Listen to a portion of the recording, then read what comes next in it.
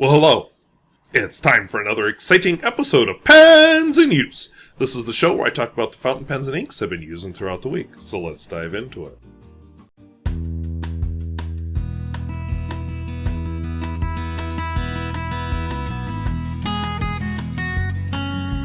If videos like this interest you, where I talk about fountain pens both new and old and at all price points, I would invite you to subscribe. And hey, has school started where you're at? I have a worldwide audience, so who knows, maybe school's just ending in some part of the world. I start, well, as of recording this, I start tomorrow. As of, by the time you see this, a week has gone by, but I always lose my voice the first week of teaching, so I thought, let's get this done the week ahead. So here I am. So anyway, let us know about your school experiences. And I'm going to have a little talk at the end about something I saw on a payment, or on a pen retailer. I'll have to talk about school, how it went next week. Even though as you watch this, I've been through a full week of school. Because, I'm not going to have my voice on Friday. So, we'll let you know next week. Let's take a look at some pens. Alright, so these are the pens that I've been using this week from left to right. We have a Sailor DE. New school year starting, so the Lamy 2000 is out to play again. We have a Waterman Carène, Parker Ellipse, Esterbrook J pen, Parker 51, Parker 61, and a Parker 75. As always, we'll be doing our writing in this cognitive surplus theory notebook. So in my very messy way, I did write August 23rd. So the Sailor DE pen, which, fun fact, when I did my revisit to it, I discovered that autocorrect did me dirty and turned it into a CD, so I got to go in and fix that title. But what makes this pen special is we got a bent nib. It's a Fude nib. And there a lot of artists like them. I'm not an artist, so I look at it more as this is a good nib for using up a lot of ink very quickly. See? So Sailor DE. This, I don't remember the angle on this, who cares? The ink in it is Herbin, J. Herbin, Stormy Gray. So I was all happy. I thought I had used up my last bottle of ink, and then I found this one. Bottle of gray ink. Trying to use my inks up by color family, and I thought, hey, I can finally use the gray that I love. And nope. We still got this left over. So, I'm going to put it in my wettest pens that are easy to clean out because it's, a sparkly ink and they're buggers to clean out of pens. So, I'm doing something a little different with the lighting here.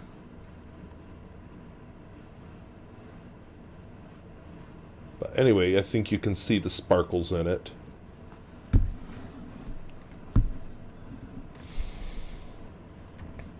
So, of course, I'm excited because the Lamy 2000 is back in play. So I know last year, let's see if I can switch the microphone or something. This is weird. Put the microphone maybe here. I don't know if I like that better. But anyway, if you remember last year, I was using a extra fine. But I really like the fine nib one. So I thought, well, let's try it again this year with the fine nib one. Extra fine is just a little bit too fine. So, Omas Black. Another bottle I'm trying to use up. It's getting there. I think before Christmas I will use it up.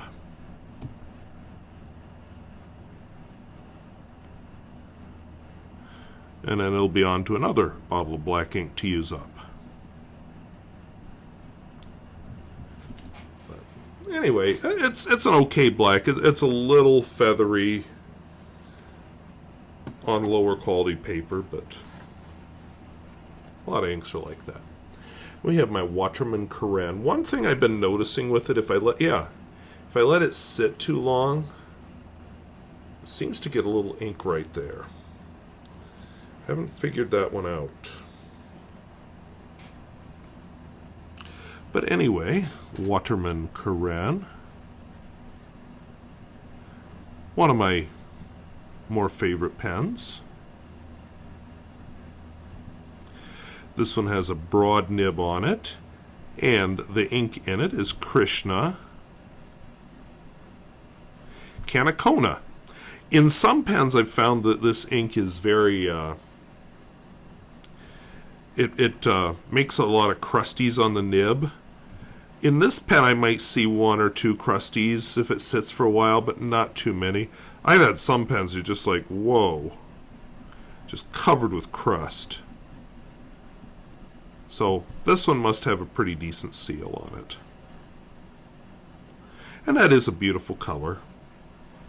You know, I like a yellow that I can actually write with and read. I've had a few yellows that people just get pen pal letters from me and they're like, really? Private Reserve Buttercup for a letter? Yeah. This is the Parker Ellipse. I haven't had this out in a while. It's not one of my favorites. I keep it just because it's so different. The reason it's not one of my favorites is because it's very dry nib. So I put a very wet ink in it just to see how it would do. We'll let you judge, and then I'll tell you what I think. So this is a Parker Ellipse. I can't remember what size nib is in it. I think it's a medium. Oh yeah, there's an M. Okay, so this is a medium. The ink in it is an older bottle of Monteverde. Turquoise.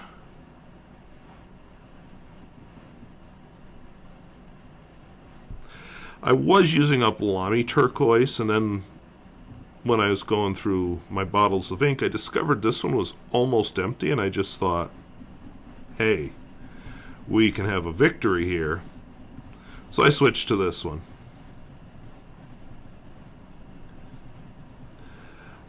It'll fill a few more pens yet, but not too many. I must have used the ink a lot at one time and then quit using it. So, yeah, not a lot left in it. One thing I don't like with this pen, besides the dryness, is sometimes the feed kind of drags if I don't have it upright enough. With this ink, the dryness isn't as much of a problem, but you can see it is there. Now my next pen, this is Edison J. So I have in it a relief nib. Let's see if I can read this. 2314M. So a medium relief nib, which is their fancy way of saying stub.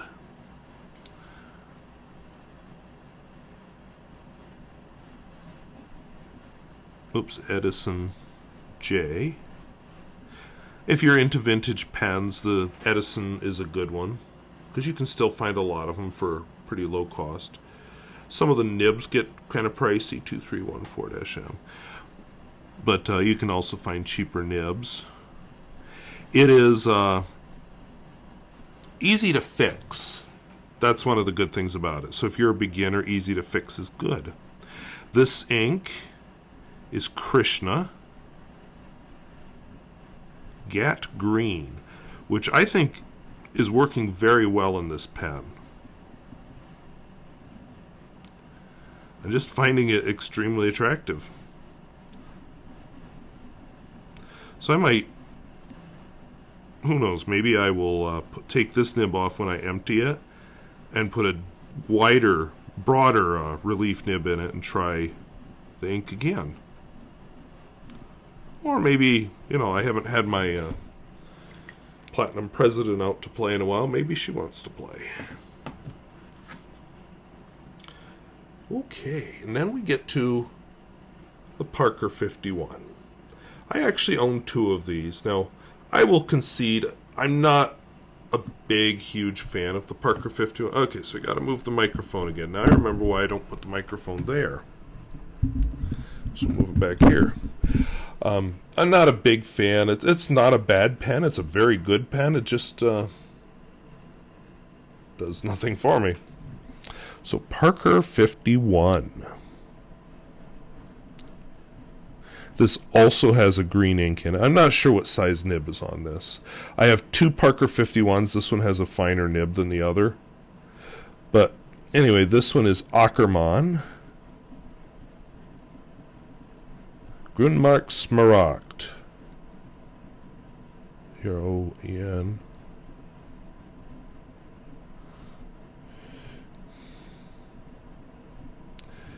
Okay, so funny thing, when I bought this pen, I wasn't looking for a Parker 51.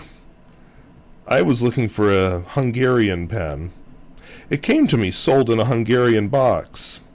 And I said, boy, they're trying really hard to make this look like a Parker 51. And I'm talking up a storm about the pen. I get it out. And then I happen to notice Parker 51 written on the bladder inside. I'm like, it is a Parker 51. It is not the exotic Hungarian pen I thought it was. So that was awkward. This pen is a... Seems to be taking forever to use up the ink in this pen. This is a Parker 61 with a, what do they call that, a rainbow cap? Anyway, this one has a self-filling mechanism. It actually fills by capillary action. It holds about a milliliter of ink. You just dip that end into the ink. And I actually have a short on my channel where I measured that. So the Parker, oh, and it has a little more help than the 51 about finding your nib. So this is the Parker 61. I don't remember the nib size, and it's not written there, so but it sure looks like a medium. And the ink in it is Herbin, Bleu Myosotis.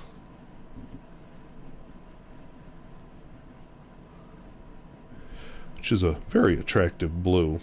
And somehow my writing and my swatches are no longer even. I guess that's what I get for not using lined paper.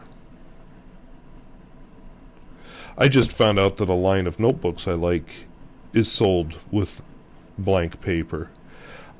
Sadly, I own way too many with lines, so it's going to be maybe a year or 2 before I'm buying that notebook, but because, you know, the whole, I'm trying to declutter and minimize, but not waste. So I've got these notebooks. We'll just use them till they're used up, and then I won't feel bad buying something new. All right, my last pen, I must have been on a Parker kick this week, is also a Parker.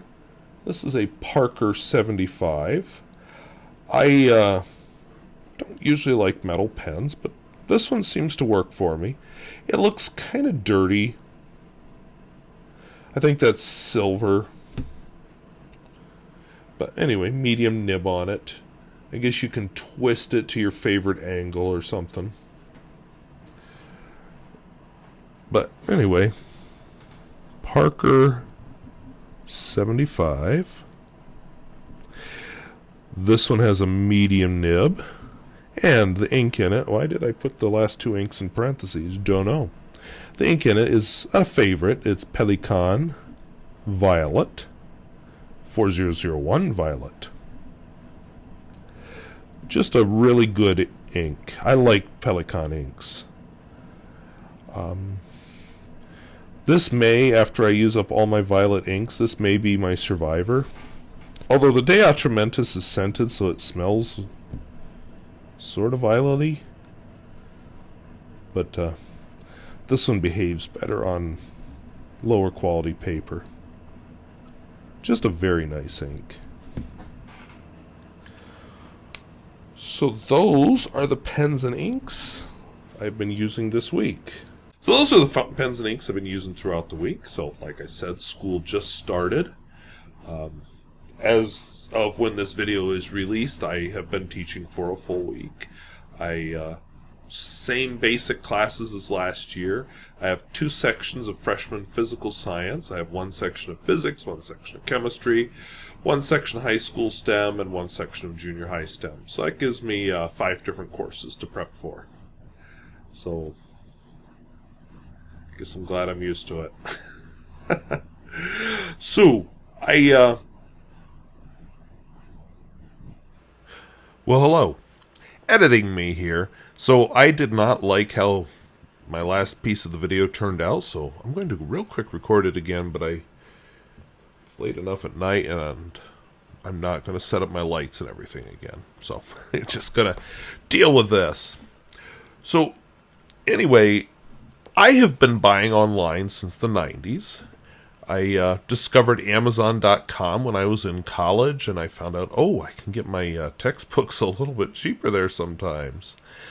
Back then, of course, I didn't have a credit card, and paying by credit card online was kind of a new thing, let's say. So I would buy the stuff online, order it, and say I'll pay by check, and then I would mail the check in, and when the Amazon got the check, then they would send out the item, and it worked.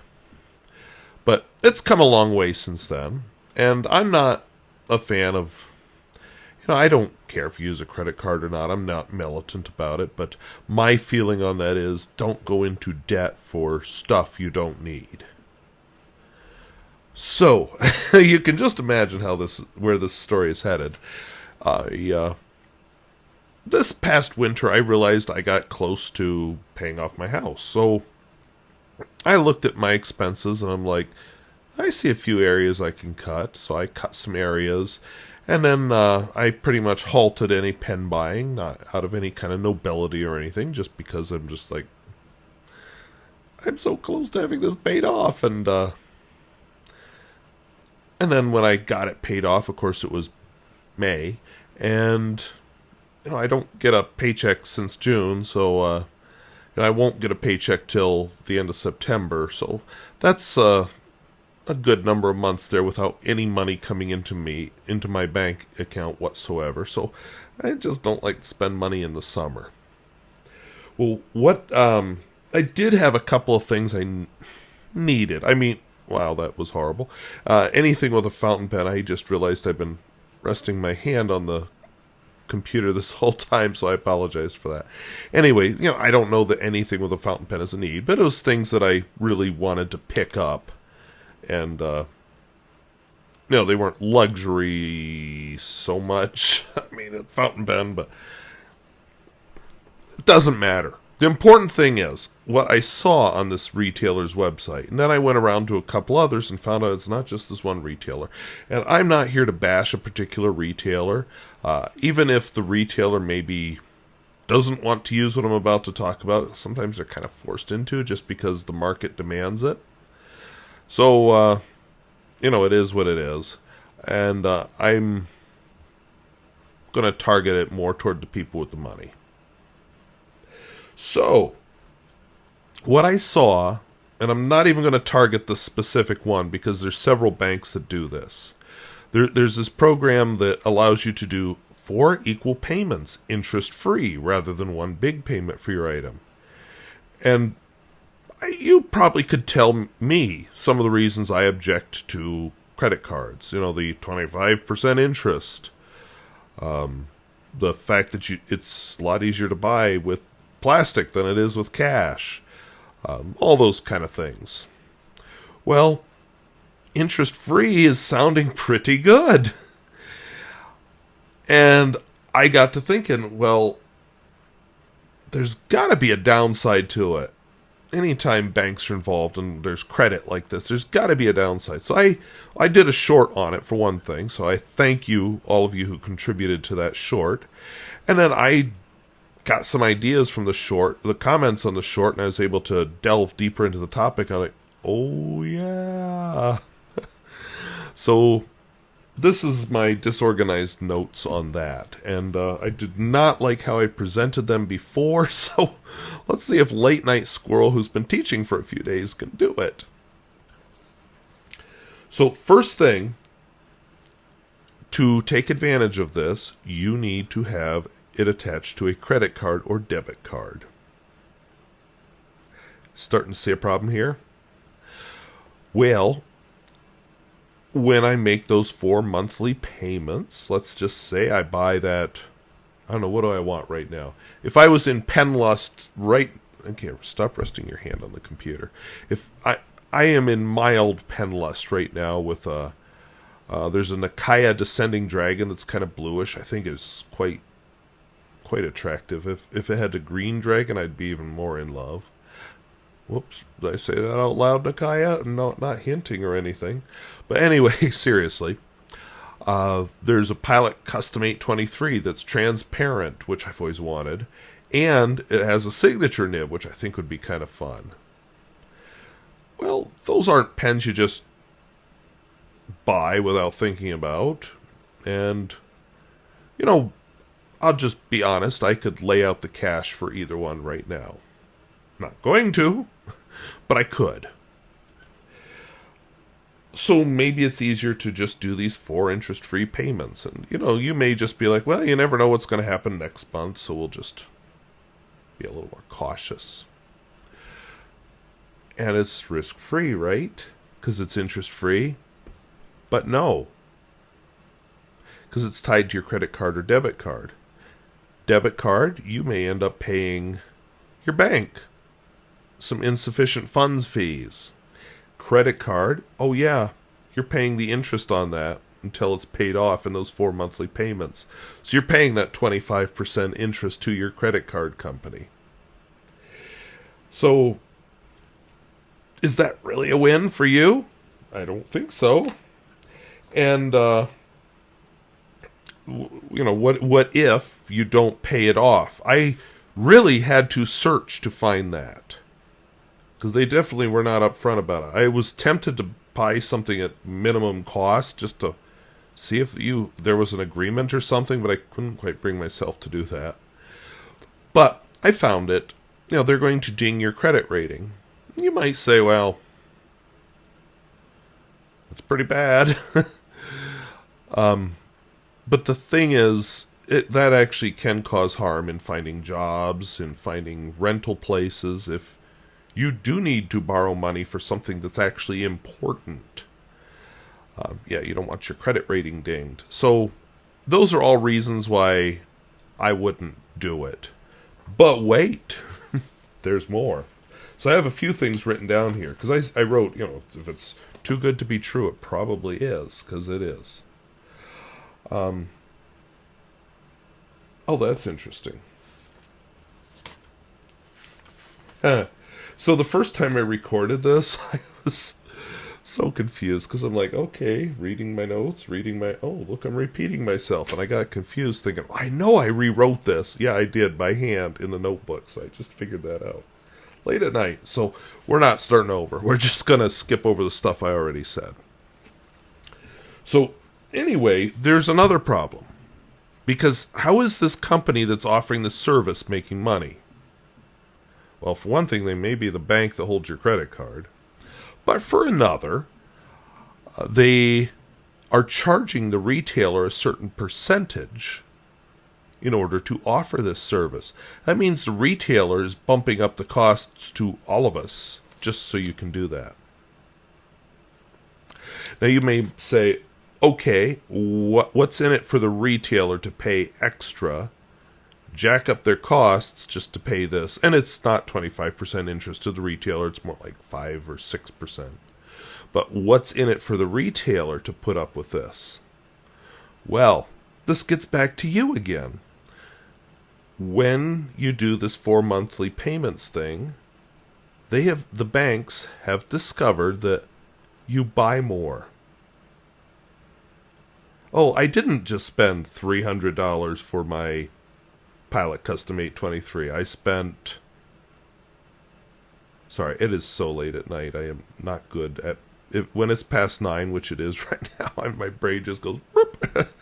Whatever 300 divided by 3 is, 60 times 4 is 240. I don't know. Let's just say 80, less than 80.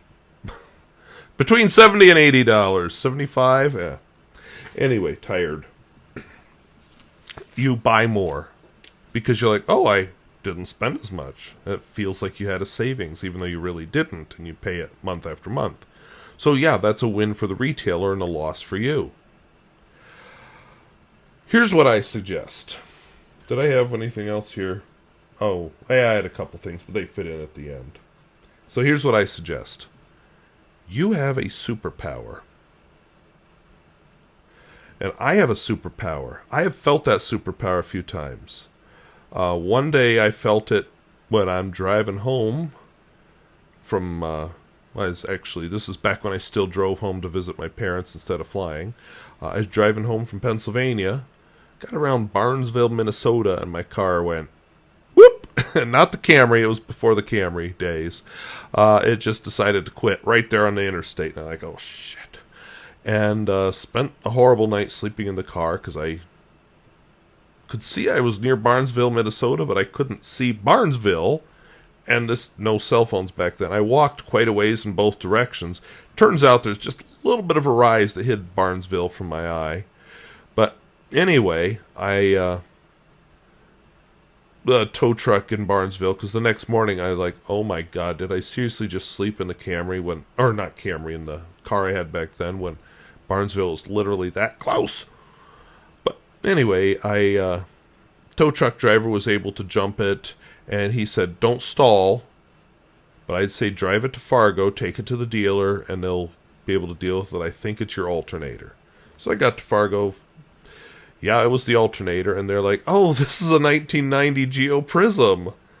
Don't see too many of those around anymore, because this is, 2000 and something.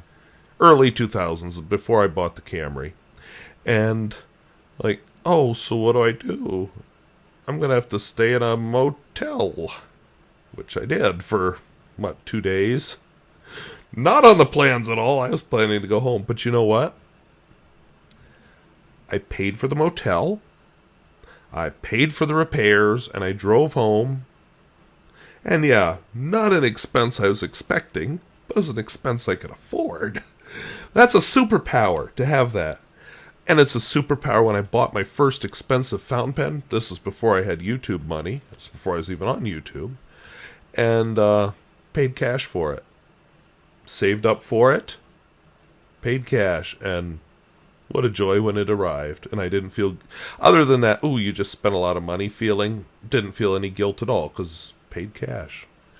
That's your superpower. Want something? Save for it. So, it's just deferred gratification. And I'll just note for you bankers that are listening, I'm not anti-credit. Sometimes it's necessary. I bought this house on credit. Didn't like it. Felt like a criminal going through the whole process of applying for the loan because the banks definitely don't want you to feel good about getting a loan out. But got the loan, paid it off early. I would say, although I hate to do this, hate to say this, it may be necessary to get a small loan for a car, although I really recommend against that because cars are a little different. Try to get as cheap as you can and not get a loan on a car. And I know that sometimes what happens is you get this fear of missing out. Oh, the Coral Lamy 2000 is going to be discontinued. And I don't have the cash to buy one right now. That just happens to be the pen that popped into my head. Well, I guess you're going to wait. And if it's not there later, that's better than borrowing money for it. I'd rather miss out. And I think another thing that should always be remembered is that there is no shame in living within your means. Unless I get a new job, I will likely never own a new car in my life. I will likely never drive a Lexus, even a used one. there's a lot of things I will likely never have because I've got to be realistic. I'm a teacher in small town North Dakota. So there is no shame in living within your means. But anyway, to wrap all this up, I just want to say actually I'm going to give you a small tip. One thing that works, put it in your shopping cart, walk away for a while, like a week, 2 weeks, 3 weeks, a month. It's kind of amazing. The wonderful thing with shopping digitally is you're not like under this time crunch of, oh, well, time to check out, and you got a shopping cart full of crap you don't need. When you do it digitally, you can leave it in there, although some retailers are getting smart and getting rid of that ability. But you can leave it in there and say, well, I'll think about it and come back to it. And then you can come back and say, yeah, that initial lust is gone, and I guess I don't want it anymore. I mean, I still want it, but not that bad. I mean, I've been crushing on that Nakaya Ascending Dragon pen for months. And like I said, I got the cash for it, but not splashing it out for a pen. It's a superpower. Again, the ability to defer gratification. I think the day will come when I buy that Nakaya Ascending Dragon, and it will be a happy day. And I will enjoy the heck out of that pen when it gets to my house. But until then, my life is pretty good without it. So, to wrap all this up, don't do payments. It may sound good, but don't do it. Don't do it. Don't do it. Don't do it. That payments are for necessities only. And even then, try to avoid it if you can. If you can't pay cash for a luxury item like a fountain pen or ink or whatever, don't. Just don't. Pay cash. Even if it's one of these interest-free payment things, don't do it. Pay cash. Because you're helping to drive up the cost for the rest of us when the retailer has to pay that percentage when they sell stuff using the payment plan. And you're giving more money to the retailer this way. By the way, fun fact, if you run into a gas station where they allow you to pay less if you pay cash, I've heard they're not supposed to do that. Don't turn them in. I mean, I don't care. Go screw the credit card companies. It's good for them. But anyway, the main message is, if you're hearing about this 4 interest-free payments, the bank isn't losing money on this. They're not breaking even on this. They are making money on this.